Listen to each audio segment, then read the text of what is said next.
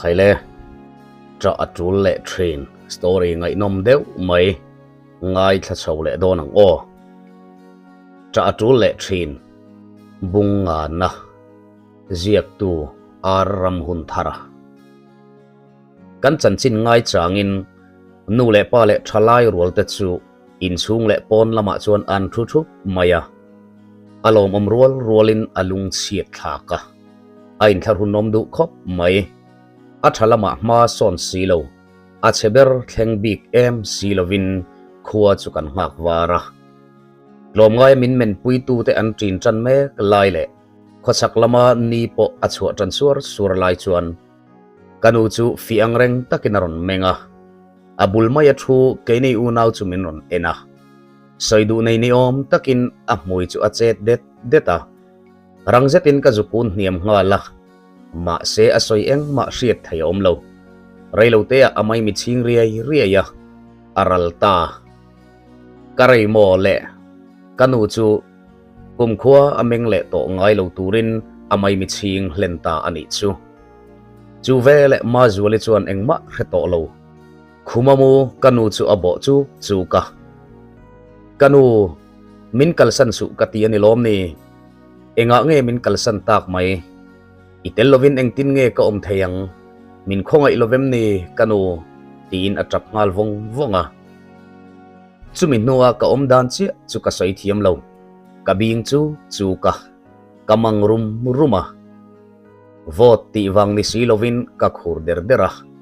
kathin lungna lutuk chu puak dar vek don ni mayin ka in ria kanu an siam lai le in chung an sing sak lai te chuan ka thut na nga ya thu in ka en ngai ka en tloka thildang eng ma ka ngai tu theilo kan in chung chu lungai rum thom le tra na in akhat zowa mi reng chuan kan lungai na te chu min trom puin min tor pui ve tak zetani pathian ni ani a kausan ho point biak in khar mevin kanu chu an sun nge hun chu akalzel si awangin kanu vuina hun po chu alo thleng don tamaya chuti lai te chuan ma zuali chuan kanu chu achu la akau deuh reng bok atra na sat em awangin a mai te chu abui zo to in a o po a chang hle to ani thei chu ni se ma zuali lungai na le mang an na te chu laksak veka engma selawa omtop mailo lo chu kacha ber adik takin kapa ahan boral khan kalungaya kator em rolin keini unaw min en kultur le kan chung ko khai ding tu tur kanu ala omawangin kabeidong em lo ma se tuna hetia kanu ber alo ni le ta kawang hian kan unaw tan chuan khovel hi atop veka engma lo mai anita kapuchuangan kanu chanchin asoi lai le pastorin thamon na thu asoi lai te chuan kanu ruang chu ka thlir ngoya ama nge yin kapa ruang chunga lungai takathu asoi lai mel te chu kamitha chuan aron lang non ona chutia ama chanchin arwang chu nge maya soi angai ve tamai chu amak kati in oi har kati tak zetani ti chuan engkim peyani nu in kan lei pathian mu thei om chun kan chung ko zamul berle mangai le duat takamin en kol thin tu kanu nge chu kumkhua atan kan mangtha non le a an kalpuita ani evile adamuhun atato mishing ta chunga pathian an sia thina chuan kan chung ko chunga tha azarin chumi awanga kan unaw torna chu rap thak takani mi te hian an chung kwa a thina alo thlen hian eng tiang chi in nge an lo don son ve thin ti chu ka salo na in kan chen pui te nge le thi sen zom pui kan mangai ngoi te kum khua a mule ngai to lo tura an han phum bo dai mai tur chu rap thak kati a ka mel ma te chunga thlenga tan po ka du lo chu tiang chu mi te po an ni ve ka ring amai ro chu kan du emo du lo ve mo eng tik nia emo chuan hele ya lo piang chuak to nun na nei to phot hi chu kan la boral vek don pumpel na ko nga om lo mi then khat ten mun lo om le ral tria an omin van nei na chunga thina an pumpel ri chang a om mani thei tin dam doi thiam te awang le dam doi mang ngei po in chu boral na kongka chu an la zuan kha len theiri po ani ang ma se chu mi awang chuan thi na chu an pumpel hlen don ti na anilo akwal zong in an hel lek fangani min ti dam tura kan du le beisei doktor te po hi laboral vek tur an ni ti te kangai tu a kan hun alo thlen chuan dan rol lovin kan taksa natna lokalin emo kan siat lok lo to sual tokin chumi awang chuan kan laboral vek don si ma se la li suaring tu te tan chuan chu kan boral hlen na tura ni lo ro pui taka kai thoin kan omle don ani kanu po alei taksa chu boral to ma se at harau thi ve ngai lo tur chu pathian ang chunga omin natna le lungai na ten kum khwa in ati boi le to ngai lovang tin a mangai le angai em thin kapa nen po lim taka anin to nge po karing tlatani heng te hi kanu kasun namit tui atlak ruala kangai tu na lo lut te ani a nasatakin min ne mani kan khua munzo khotlang mi pui te chu kan chunga an thle maya lungleng le khohar manin min siam meu lo kar ni chung zet chu chhun zan zomin in leng kan neya kan lomin kan tha po an muan hle chuti rualin hun chu akal vezel si awangin le natul tak tak an ni ve hlomawang chuan kan in leng te po chu an trin tran pheu phewa tha a han veile tak nu phei chuan an trin zawani ta keini ta ne ro chuan lunglen na le khohar na ain tran don chawani si rinai takin ma zuli chuan kanu chu asun thiam ka timaya a mel mu hre om zong in om ngai lem lo zo tei baga a thian dang te ama kom hlim tura lo leng te po mel hlim takin a lo kom thina kalom hle ani kanu le pa te chu om to lo ma se ain nga na tur le rin chan tur ke kaladam ve trek wang po anima na ke yero kain ngai tu na sa thin khop mai du lo wangat lan siat san thai ani miu lo wangin kan in le lova kanu le pa te mo phur na thin zong zong chu ka kowa nga luyani tamai si a chu mo phur na hau tak le rit tak chu engtia len tur nge ani po ka sa thiam lo pian tirata nu le pa kar om an chom seilen mi fa ta nei ang kan nei lo hlawa an tha le zung mang thin zir na lama keine an fa te ta na rual ot em thin nu le pa kalo nei chu van nei kain ti a ma se an dam kho a sei talo em mai po a in leng ten thin zo tak nu chuan ma zuale chu alung leng le kho har chu atrap fowa ka thiam to kin ka hnem ve thin takna a ke nge po hnem ngai le fui ngai kani ti kain ria kan lu sun na mit tui po a khul ma in kan exam result chu alo chuak ta a thatakin kan lo pass ve a chu tiang te chu kan tra na ti tam tu le lung len na ti zual tu maya an chang zo ta hupurin chak lo le ma ila kan lu sun na mit tui te hula kan unaw malam hun tur chu rel felangai ta miau si a pur lo fe in kapuchunga ho chuan kan rel ta ani rai fe kan soi ho nuin thutluk na kan siam thei ta rama ma zule le a pui chu zirna chun zom turin aizol lama an omanga kein in le lo chu kalo en kolang ma se zirna ka ban san top big chu tha kan ti lo tlanga chu wangin kan kolei so tu te hena kan chung ko din hun chiang taka soin private zir bin phal sak turin kan nge nanga an lo rem ti hlau chuan in le lo en kolpa in zirna kala chun zom zel tho do na ni ke yang tho har sat na ni private zirna chun zom an om ve nu lawangin thil thei lo top be sei tura chuan kanin ngai bik lem lo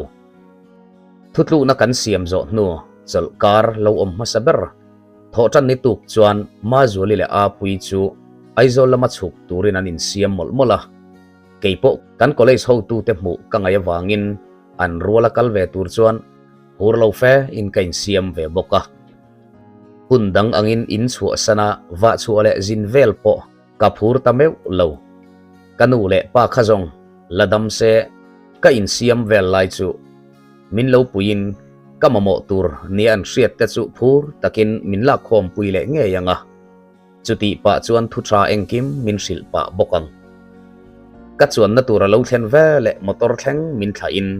kut vai mevin kanin mang tha le ngei om si a ti in ka ngai tu vong vonga ma se chu tiang hun te chu man lai an chang zo to in be sei tur om to mol si lo ril ro hel kam nei run le ngoi ru tak chungin aizol chu kan lu ta kan in lu po angai te te alo omin kan kholama man mo taka ho tura chhuwa san kan i awang khan in chungero alo fel fai lu tuk lo rei fe mai han mu lova lu lo ta ka chuan lung te po atileng ve deuh rova zan lama chuan pure mate ina kaleng chowa kan chiat to dan chung chang te chu soin kanin kom hova chumi nuwa kan om zel dan tura ruwa manna kan siam dan te chu min zo zom zela ka thiam to kin ka changa mi pon khonga yin min leinat ve hle ani kabul chi athu ma diki chuan odam thuam hian chutia nang beri om lo te chuan avok har thak om ve dor min nga pui tu tur po anom to don lo ni chu a alo ti ve a ke chuan rang zetin kho har thak lo ve a ke te chu ka tangkai lo e mai ka lo ti vata ingei om lutuk ti pa in ma diki chu anui har hara thing pui no choi wa pa in pisang pui chuan chutia marina a om don tak lo le ma zoli la om dona ani poina pui hre hau lawang che ti in ma diki chu alo hnem ve a ke chuan pui du te rengang ibulador nga te chu anu malom ti pa in ma diki chu ka han mela kanwa ya mu tur chuan an nur nong nonga pangchang o takin kanu marina hi su lutuk voro atitamaya kan nui zo ta veka zinga chuan ma fe in ka thowa college lama ho tu te muturin kakal ngala college compound kalu chuan lu thar mel po ka munwal mai thian then khat tenen college kan trina reiwak lo kanin kom nu chuan principal muturin kakal ta a aruma kalu ngala tugdang ang bukin odam duamin min lo bia a chibai kabuk nuin ama athutna min ko muwa chuan ka thu ngala thildanga pe hel kol lovin kan chung ko chan chin chu toifel takin ka soi masa a regular class kal thai kani tak lo dan te soi chun zomin private college chu zom min phal sak turin kangen ngal bokani ka thu soi chuan a hne ve hle ani ang thu tam min zot boilovin LDC a ko ngala anena chuan engkim min ti fel sak ngal turin a hrila a hril ange in LDC chuan reiwak lawa min ti fel sak tamaya kalomin katho po aveng sotani tuk chuan ei kham ve le apui sikullu natur buipuin katei chuak le ngala ma zuale ero chu a college lu na ngaya lu le tuma wangin buipui ngai wak tura karuat lo renai takin buipui ngai le ti fel ngai alo tam ve awangin chonudar ni bora chuan kati fel thei ta sama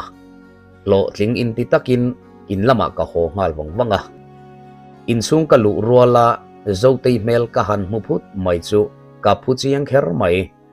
ani la chuan min lo nui sen sen le ngala kalai ruk deuh tlata wangin biak mai na chang po ka salo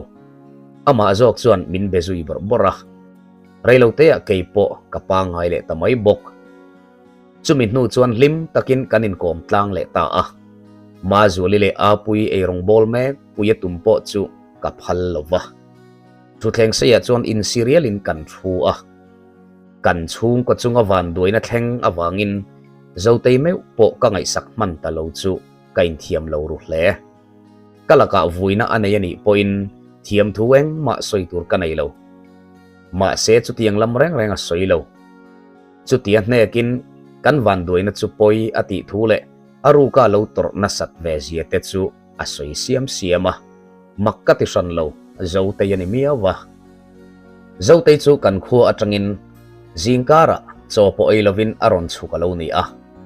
atuk mai chu hostela alu le huntur ane wangin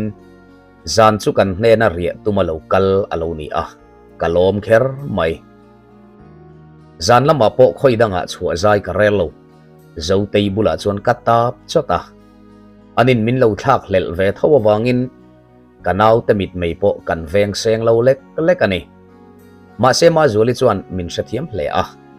kan hun tonina zirtak lo em awanga in ngai le in thalel ngoi ngoi chunga rei tak in kom na hun tha nei thei to lo kan nei ti asia a rei po meng velovin apui nen chuan an muta thuaya keini pahni ero chuan mut mai kan tum lo kan hun thanei toite chu am takin kan manga thu thleng saya bok thule in kanin ku chial renga kan pahni a hriat tok lekin kan phun sep sepa kan mui po arim dun hle thinlung takin mangai bia thu kanin hlan non le a rin om taka om zel turin kanin tiam non le ve bok jing khua lo wara tuk chuan te kan ei fel nu chuan ma zuli le zo tei chu college kal turin anin zui chuak ta a an kal liam ma zong chu ka thlir zui vong vonga an kal liam tak nu chuan a pui chu asikul lu na tura ka hruai le te a classroom a alu nu chuan ka zirlai bu te lei turin bazar lam ka panta ani inrin nia phurlo zetin kan khua mun zawa chuan ka ho chho le ta a in ka han thleng chu alo re thiep maya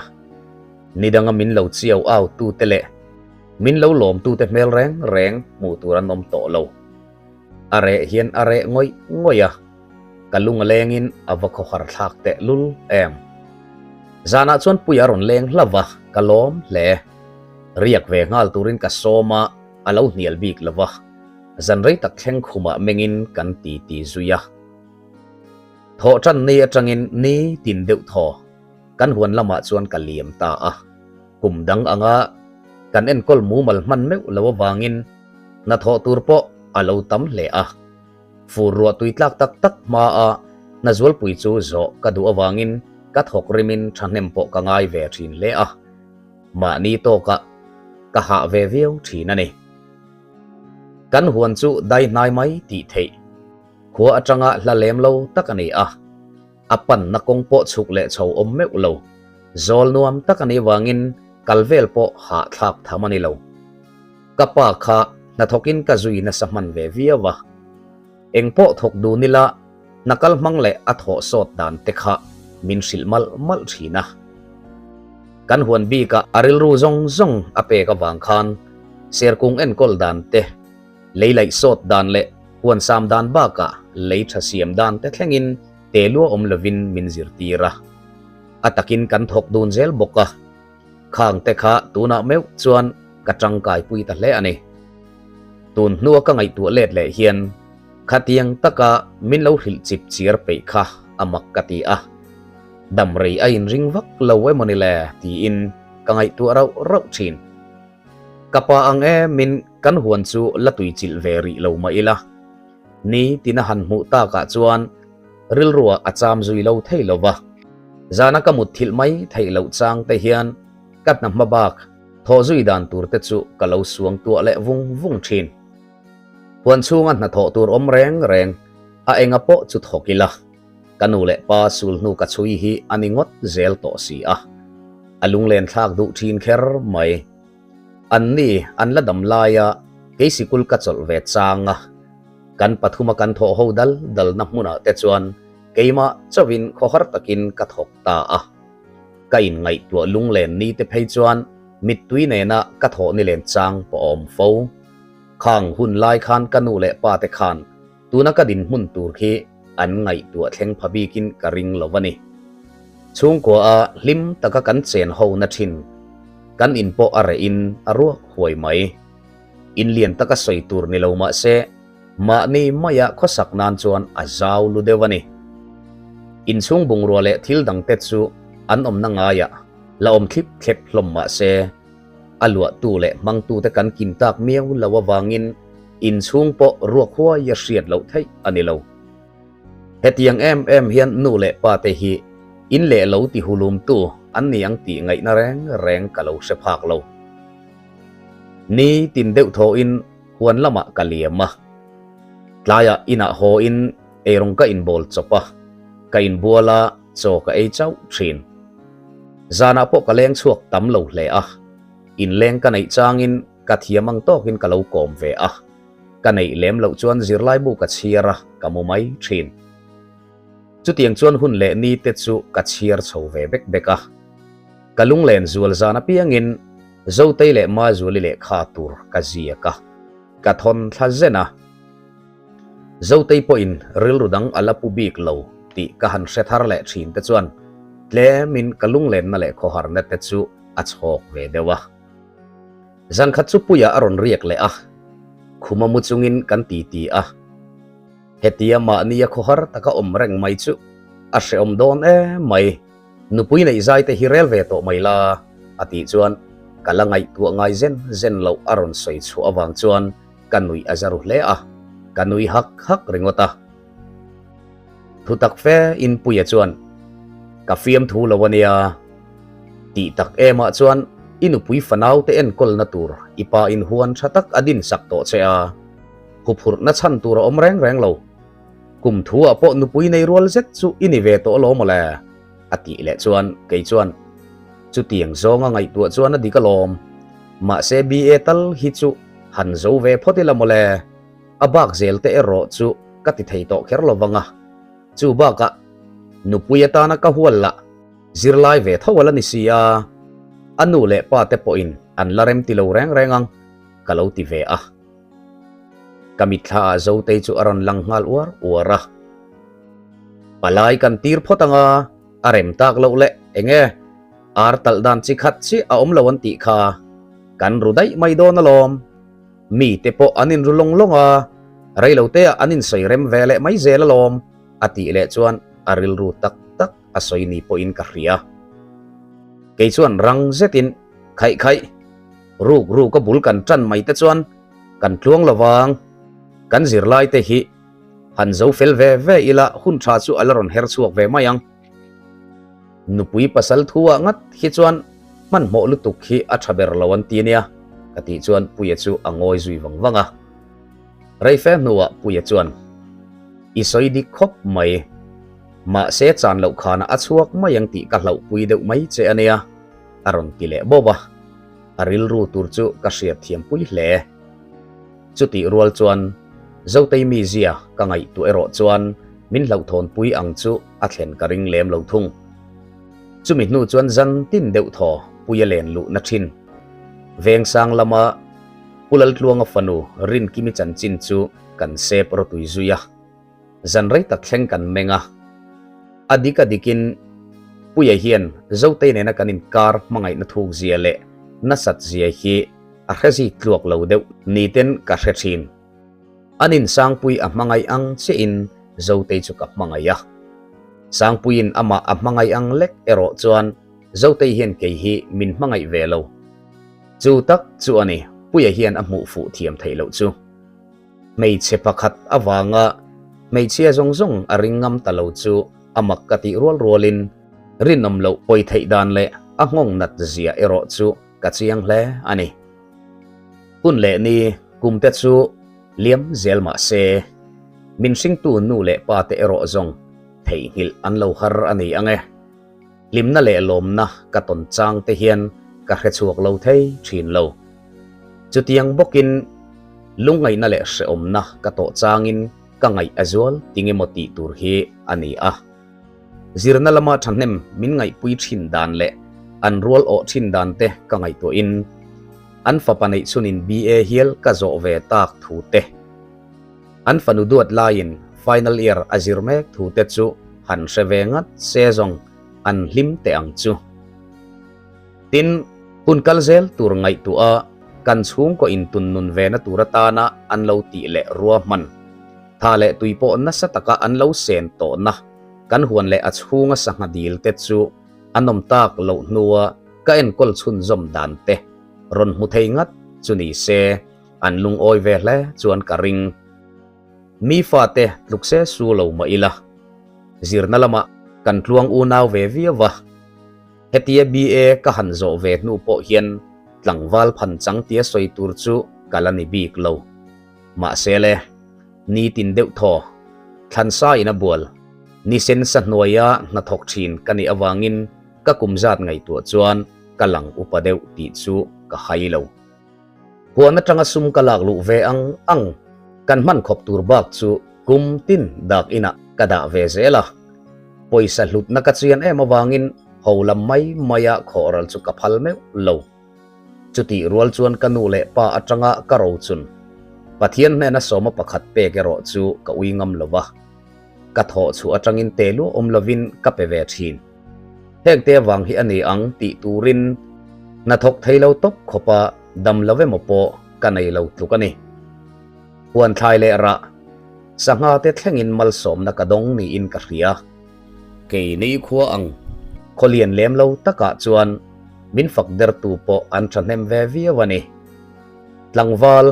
ma ni chawa khosa in le ram lama boy em kani awangin khotlang le ko thana duangin ka in mangman lova a hreom katiril ru hle thin zotei po BA final azir kumani a zir na lama aril ru zong peri se kati awangin le kha min thon na zong po ka chang let ngam lova chung ta chu le kha vekin minon chhuwa chala karil ru dik tak ka sil nu chuan ani po alung oi vele mai boka mei chetam tak ril ru zong ka shepa hau lo ma se ka mangai zotei ril ru chu a tha a thiang lim bokani ti ero hi chu kat chiang huan lama karil ru ka pek me tak e mawang le zotei ber khuwa a om chuan si lo wangin na ka ngor zual chang te phei chuan thama han ri tak mai chang po kanai ria chil na chu na po asot jok khop mai enge mo changin puile umminga chu karoi vele zau thina chu tiang nia te chuan fiam thu le thu tak kan cho pola ha po rele lovin ni kan tum toy thin chun me atan sanga kan mana puarel evin kan eiboka trum khat po chu tianga na kan tho ho lai chuan umminga chuan fiam thu ti tak deuh hian marin fam ngai lung len nge na ang di zun phur ti in min zot khau maya chan mai ngai na ka hello kasira ompuya chuan olsam zet thian ivan shalo tak a hun laya zira niang chu ti ta che alo ti vata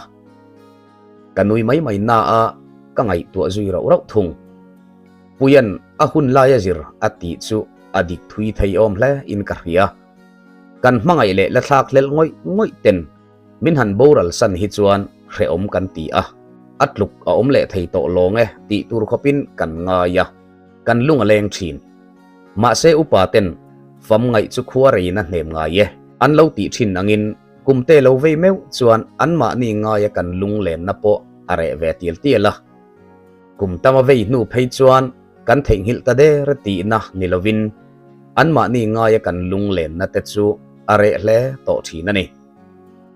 di zun phur lung len po chu tiang tho chu ani na la ya om nula tlangwal in mangai tak te po hi in khata chen dun alarem miau lawa wangin in ngai tak chunga in thenri atul hun a om fowa chu tiang hun alo thlen chuan ril ru no deuh te chu mit tuinen di zun phur renga lungleng in an ki vong mai thin ma se huna han kal deuh nu chuan chu tiang reng chuan an om bik lo khuarein an lunglen na te chu a hnem chom ve mai zelani chu wangin umminga min zo na chu a hun laya zir ti chuan a chang fu zober ome a minga bi eval han ni ve ta ka chuan min du sak tu tele ka mangai phachin te chuan sarkar na ngai ven ve turin thuron min pe fowa zirna wanga sum le tha kan senral hnem zia ngai to in min du sak na o ka chu a om ka ti khop mai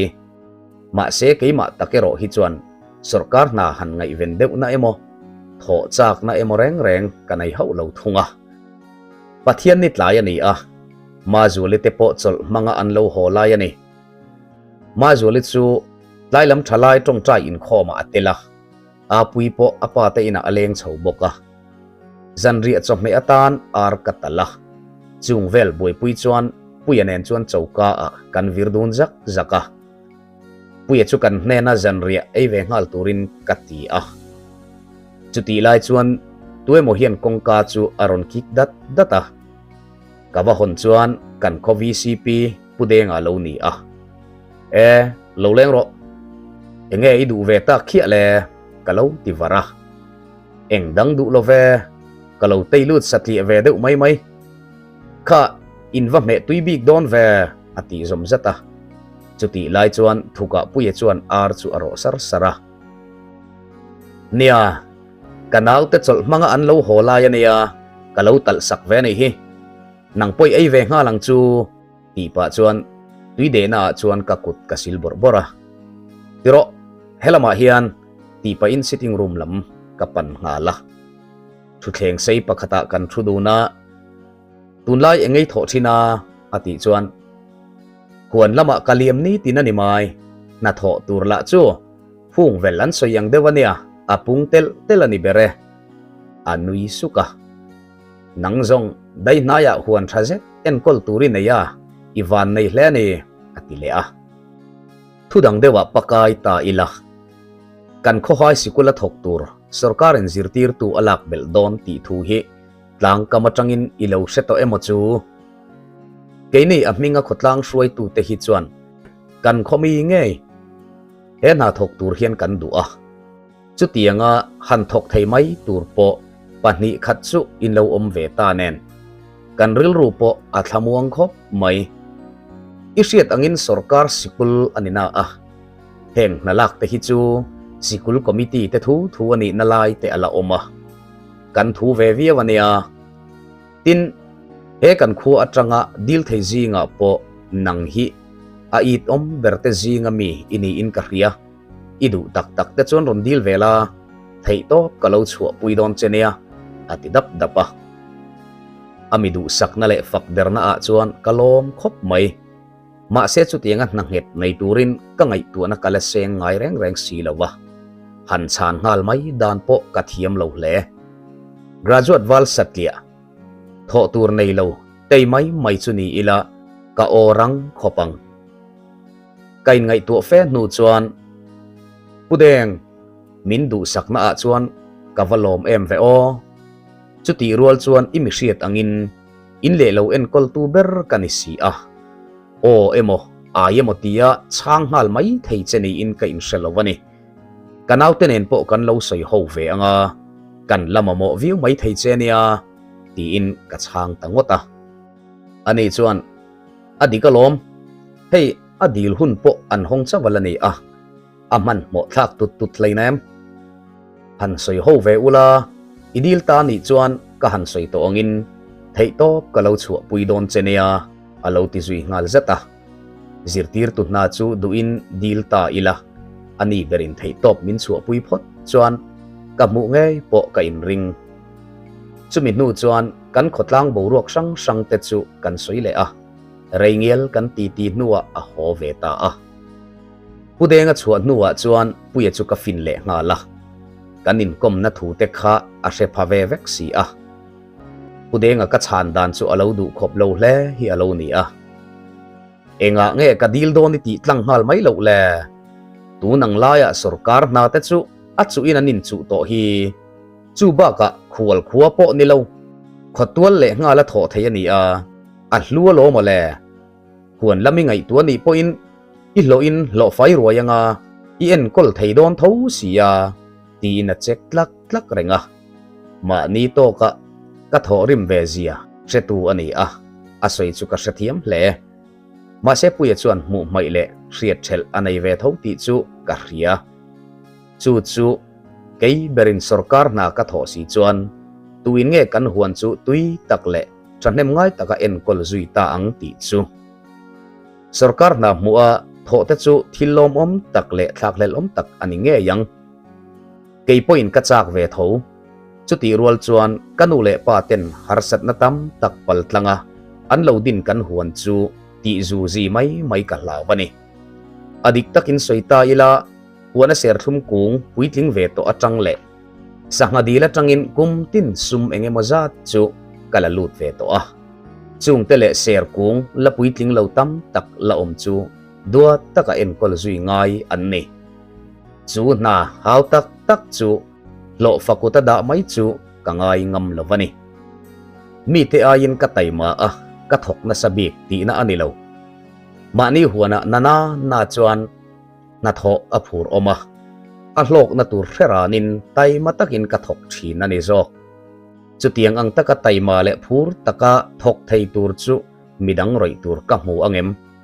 kapa khan sarkar na thok tur rim simin le kha min zir tir lo ti asoi fo thina eng na po thok do nila